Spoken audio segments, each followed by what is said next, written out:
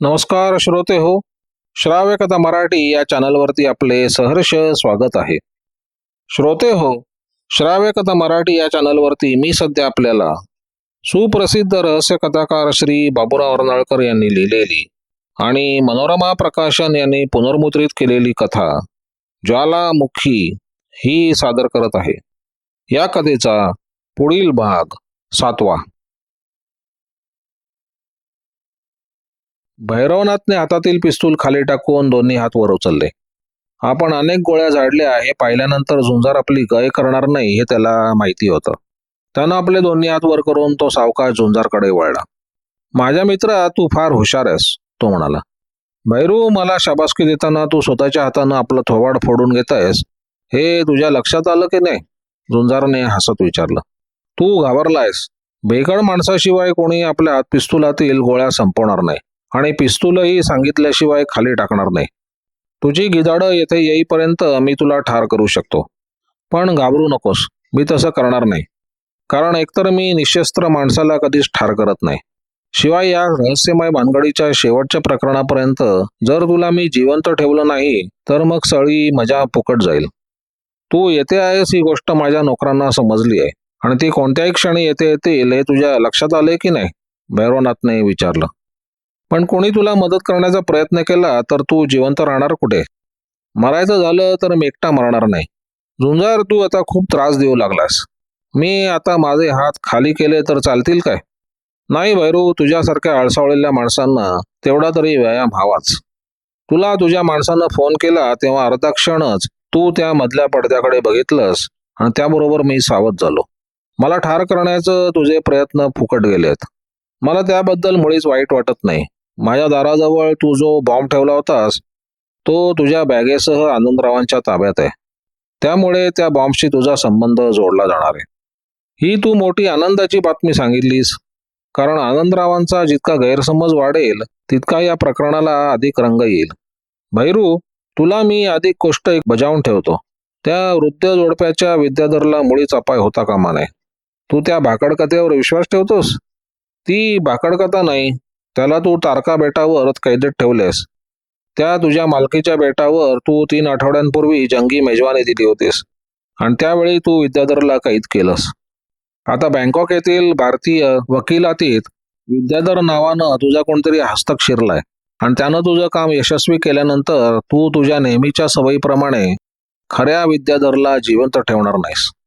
तूही तर्कानं कल्पित कथा रचण्यात मोठा पटाईत दिसतोयस, भैरवनाथ म्हणाला. मी तुला आणखीन कितीतरी हकीकत सांगू शकीन, झुंजार म्हणाला. पण लक्षात ठेव, जर त्या विद्याधरच्या केसाला धक्का लागला तर मी तुला नुसता माझ्या हाताने फोडून काढीन. झुंजारनं पडद्याला अडकवलेला आपला कोट आणि हॅट ताब्यात घेतली व नंतर त्यानं बैठकीच्या खोलीचं दार उघडलं. समोरच आपल्या मालकाच्या हुकमाची वाट बघत भैरवनाथचे 3 नोकर उभे होते. पकडा त्याला, तो मेला तरी हरकत नाही, भैरवनाथ रागाने ओरडला. झुंजार त्या तिघांना उद्देशून म्हणाला. हातातील एक पिस्तूल खिशातील 10 पिस्तुलांची बरोबरी करू शकते हे या तुमच्या गाढव मालकाला समजत नाही. तुम्ही मला बाहेर जाऊ देणार की मालकाला तुमच्या संगीताचा कार्यक्रम ऐकवणार? पण तिघांचेही हात खिशाकडे गेले आणि झुंजार हसून म्हणाला, तर मग बोंबला. झुंजारनं लागोपाठ 3 गोळ्या झाडल्या. तिघेही नोकर मोठ्याने किंचाळत खाली आदळले. झुंजार एका क्षणातच बंगल्यातून बाहेर पडला. त्याच्या अपेक्षेप्रमाणे विजयाने दारासमोरच कार उभी केली होती आणि तो तिच्या शेजारी बसताच तिनं ती सुरूही केली. शाब्बास विजू, तो सिगरेट पेटवत म्हणाला. तुम्ही त्या गल्लीत शिरल्यानंतर बाहेर किती गडबड उडाली याची तुम्हाला कल्पना नसेल, विजया कारचा वेग वाढवत म्हणाली. मला त्या भैरूने थोडी माहिती पुरवली आहे व बाकीची मी तर्काने ओळखली आहे. त्या ठिकाणी एक पोलीस असेल हे मला कसे समजणार? आता आपण घरी जाऊ. मला कपडे बदलले पाहिजेत आणि प्रवासाची तयारी करायची. त्यावेळी विजयानं त्याच्या कोटाला आणि हॅटला पिस्तुलाच्या गोळ्यांनी पडलेली छिद्र बघितली आणि ती घाबरली. त्यानं तिला ती हकीकत सांगितल्यानंतर ती म्हणाली, आपण जर एखाद्या हॉटेलात राहायला गेलो तर चालणार नाही का? कारण आनंदराव तुमची वाट बघत घरात उभे असतील. मला आनंदरावांची भेट घ्यायचीच आहे. त्यांचे गैरसमज दूर झाले नाही तर आपल्याला निष्कारण त्रास होईल. कार आपली तळघराकडे जाऊ दे. या प्रकरणाचा निकाल लागेपर्यंत आपण त्या ठिकाणी राहणं योग्य होईल. तळघराच्या दारात झुंजारच्या अपेक्षेप्रमाणे आनंदराव उभे होते, पण आज जाऊन 1 मिनिट झालं नाही तोच घराच्या बाहेरची घंटी वाजवू लागली. झुंजारनं दाराजवळची एक गुप्तकळ दाबली होती व त्याबरोबर दारावर उभ्या असलेल्या आरशात बाहेर उभ्या असलेल्या आनंदरावांचे स्पष्ट चित्र त्याला दिसले. त्यानं हसतच दार उघडलं आणि तो म्हणाला, या आनंदराव, पण तुम्हाला हा माझा नवा पत्ता वर्तमानपत्रावरून समजला की काय? झुंजार, मी तुझ्याशी गप्पा मारायला आलेलो नाही, आनंदराव अधिकारदर्शक स्वरात म्हणाले. मी तुला आता अटक करणार आहे. म्हणजे तुम्ही आपल्या नेहमीच्या वळणावर गेलात? झुंजारने हसत विचारलं. हे बघ, माझं 4 हत्यारबंद मदतनीस बाहेर उभे आहेत. मी या जागेची व्यवस्थित तपासणी केली आहे. तुम्ही आता माझ्या हातातून निसटू शकणार नाहीत. विजूताई, तुलाही मी या झुंजारप्रमाणे अटक करत आहे. छान, विजया अगदी प्रसन्नतेने हसून म्हणाली. तुम्ही नेहमी अटक करतो असे म्हणता, त्यामुळे अटक म्हणजे काय हे मलाही बघायचं होतं. तुम्ही माझ्यावर कोणता आरोप ठेवणार आहात? झुंजारनं विचारलं. आतापर्यंत मी तुझ्या अनेक मर्कट चेष्टांकडे दुर्लक्ष केलंय, पण आज रात्रीचा प्रकार फार भयंकर होता. तू भैरवनाथच्या दारात जो बॉम्ब ठेवला होतास त्यानं केवळ तो बंगलाच नव्हे तर आजूबाजूच्या 20-25 इमारती उद्ध्वस्त झाल्या असत्या. शेकडो लोक ठार झाले असते. मी तुला त्याच आरोपावरून अटक करत आहे. जरा थांबा, भैरवनाथ माझ्यावर तसा आरोप करायला तयार आहे का? मला माहित नाही, पण पोलीस तुझ्यावर आरोप करणार आहेत. असं आनंदराव, तुम्ही मला अनेक वर्ष ओळखता. भैरवनाथला ठार करण्यासाठी तसल्या बॉम्बचा उपयोग करीन असं तुम्हाला वाटलं कसं? तुम्ही इकडे या आणि नीट पहा. झुंजार आपल्या दाराकडे बोट दाखवत म्हणाला. म्हणजे तो बॉम्ब तुझ्या दारावर बसवला होता की काय? तुम्ही निदान तुमच्या डोळ्यावरती तरी विश्वास ठेवा, एवढं माझं म्हणणं आहे, झुंजार म्हणाला. या दारावर बसवलेले स्क्रू मी काढून टाकले आहेत, पण त्यांची छिद्र अद्यापही तशीच आहेत.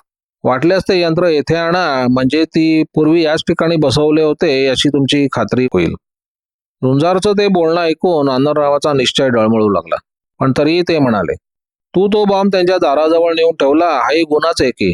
तो एक महाभयंकर स्फोटक बॉम्ब आहे माहीत असतानाही. होय, पण तो बॉम्ब पाण्याचा स्पर्श झाल्याशिवाय फुटू नये अशी मी त्यात सुधारणा केली होती, झुंजार म्हणाला.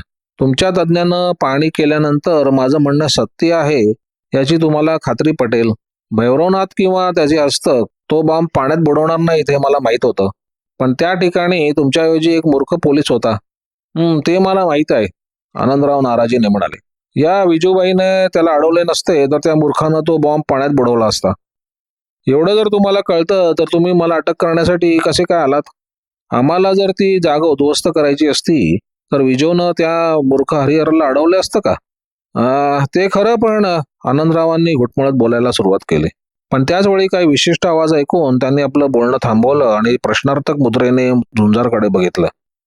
आमच्या पुढल्या दाराकडे कोणतरी येत आहे, झुंजार म्हणाला. माझी अशी कल्पना आहे की कोणीतरी मला अटक करण्यासाठी येत असावं. झुंजारनं आपलं बोलणं थांबवलं आणि काही क्षणानंतर दारावरील घंटीचा आवाज झाला. झुंजारनं बटन दाबून आपला अजब आरसा प्रकट केला व त्यात दिसणारी 2 माणसं आनंदरावांना दाखवली. ते दोघेही पोलीस खात्यातील असावे असे दिसत होते. आनंदराव, हे दोघे इसम तुमच्या खात्यातील आहेत का? नाही, मी यांना कधी बघितलेलं नाही. तर मग तुम्ही आतल्या खोलीत बसा, आपण थोडी गंमत करूया. मला तू इतका मूर्ख समजतोस की काय? आनंदरावांनी डोळे वटारीत विचारलं. मला आतल्या खोलीत बंद करून तू पळून जाणार? हे तुझे जोडीदार असतील. नाही आनंदराव, मी काय पळून जाणार नाही, तुम्हाला मी तसे वचन देतो. आनंदरावांना आतल्या खोलीत ढकलत झुंजार म्हणाला. नंतर त्यानं पुढलं दार उघडताच ते दोघे इसम हातात पिस्तूल घेऊन आले. त्यातील एक जण म्हणाला, मी CID इन्स्पेक्टर मुकुंदराव. झुंजार, मी तुला आणि तुझ्या बायकोला अटक करायला आलो आहे. माझ्याकडे वॉरंट आहे. मित्र हो, तुम्हाला फक्त 5 मिनिटं उशीर झालाय. मी सध्या अटकेतच आहे, झुंजार म्हणाला. आनंदराव, तुम्ही बाहेर या आणि या तुमच्या जोडीदारांचं समाधान करा. आनंदराव बाहेर आले. त्यांना पाहताच ते दोघे चपापले होते. त्याच्यातील एक तर केवळ आनंदरावांमुळे 2 वेळा तुरुंगाची हवा खायला गेला होता. हा काय तमाशा आहे? आनंदरावांनी जोरात विचारलं. तुम्ही पोलीस खात्यातील आहात काय? थांबा, आता तुम्ही इथून निसटणार नाही. माझी माणसं बाहेर उभी आहेत.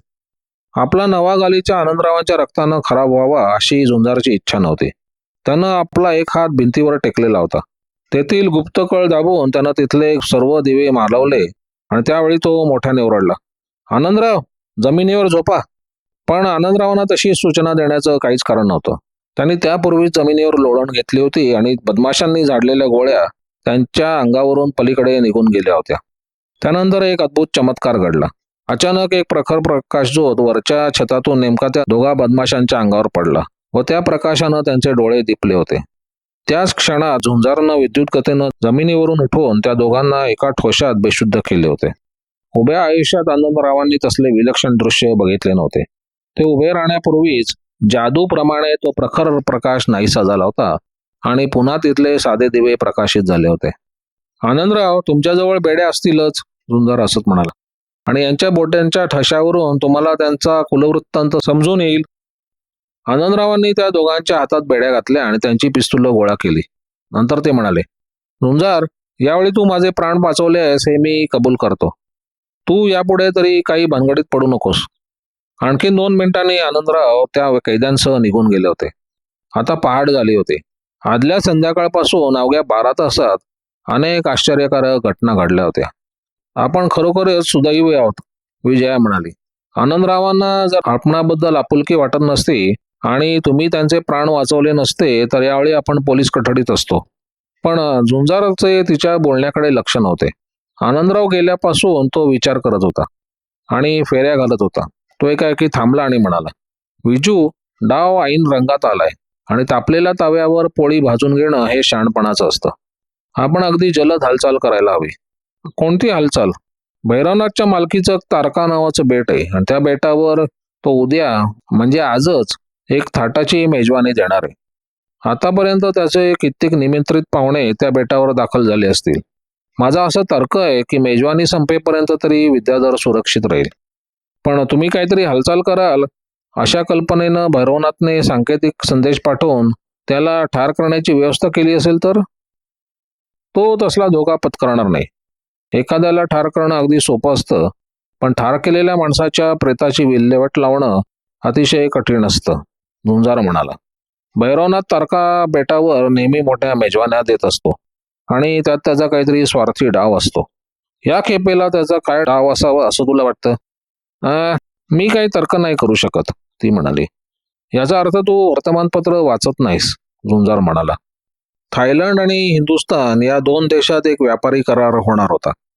त्या कराराची एक अधिकृत प्रत उद्या बँकॉकहून विमानानं दिल्ली येथे पाठवण्यात येईल आणि दिल्लीत उभय देशांच्या प्रतिनिधींच्या सह्या झाल्या की तो करार दोन्ही देशात एकाच वेळी प्रसिद्ध करण्यात येईल. त्याच्या 2 दिवसांपूर्वी भैरवनाथनं तारका बेटावर मेजवानीचा कार्यक्रम आखलाय. त्या निमित्तानं तेथे Java, Sumatra, Sri Lanka, Australia, New Zealand, Indonesia, Malaya, Thailand, ब्रह्मदेश, जपान, चीन वगैरे देशातील भैरवनाथचे मित्र एकत्र होतील आणि ते सर्व त्याच्याप्रमाणे काळाबाजारी आहेत. त्या बेटावर जे 15-20 इसम एकत्र जमणार आहेत ते अर्ध्या पृथ्वीवरील काळ्या बाजाराला जबाबदार असून कोट्यावधी गरिबांचं रक्त शोषण करत आहेत. हे तुला कदाचित खरं वाटणार नाही, पण ते सत्य आहे. आता विद्याधरचा भैरवनाथ कशा प्रकारे उपयोग करून घेणार आहे ते मी तुला सांगतो. भैरवनाथच्या शिफारसीमुळे त्याची दिल्लीहून बँकॉकच्या वकिलातीत नेमणूक करण्यात आली. पण वाटेत भैरवनाथनं त्याला अडवलं आणि त्याच्या जवळची अधिकारपत्र घेऊन आपल्या एका हुशार हस्तकाला विद्याधर या नावानं त्या वकिलातीत हजर केलाय. त्या व्यापारी कराराची आगाऊ माहिती तो विद्याधरचा तोताया मिळवणार आहे आणि ती माहिती आज रात्रीच्या मेजवानीच्या वेळी तो भैरवनाथला सांगणार आहे. पण जी माहिती आणखी 2 दिवसांनी सर्व जगाला समजणार आहे ते मिळवण्यासाठी भैरवनाथनं इतकं कारस्थान का रचावं, विजयने विचारलं. तू अगदी बावळटच आहेस, झुंजार म्हणाला. बजेटची माहिती काही तास आधी फुटली तर तेवढ्या अवधीत काळाबाजारी व्यापारी लाखो रुपयाचा नफा कमवतात. त्या व्यापारी कराराची माहिती 2 दिवस आधी समजली तर भैरवनाथ व त्याचे मित्र कोट्यावधी रुपयांचा फायदा कमवतील. आपणाला फार थोडा अवधी आहे. तू जुहूला फोन करून आपलं विमान सज्ज करण्याची व्यवस्था कर. मी 5 मिनिटात तयारी करतो. विजयनं विमानतळावर फोन केला व झुंजारची तयारी झाली. तेव्हा तिनं विचारलं, आपण आता लागलीच निघायचं काय? आपण? तुझं तिथे काही काम नाही. फक्त एकाच माणसाची गरज आहे तिथे, झुंजार म्हणाला. हे पहा, गेल्या 24 तासात तुम्ही 1 मिनिटही झोपला नाहीत व प्रवास लांबचा आहे. मी बरोबर असले की आपल्याला आळीपाळीनं विमान चालवता येईल व विश्रांती घेता येईल. विजयची निश्चयी मुद्रा पाहून झुंजार आणखीन काही बोलला नाही आणि ती साहसी जोडी एका कामगिरीवर निघाली.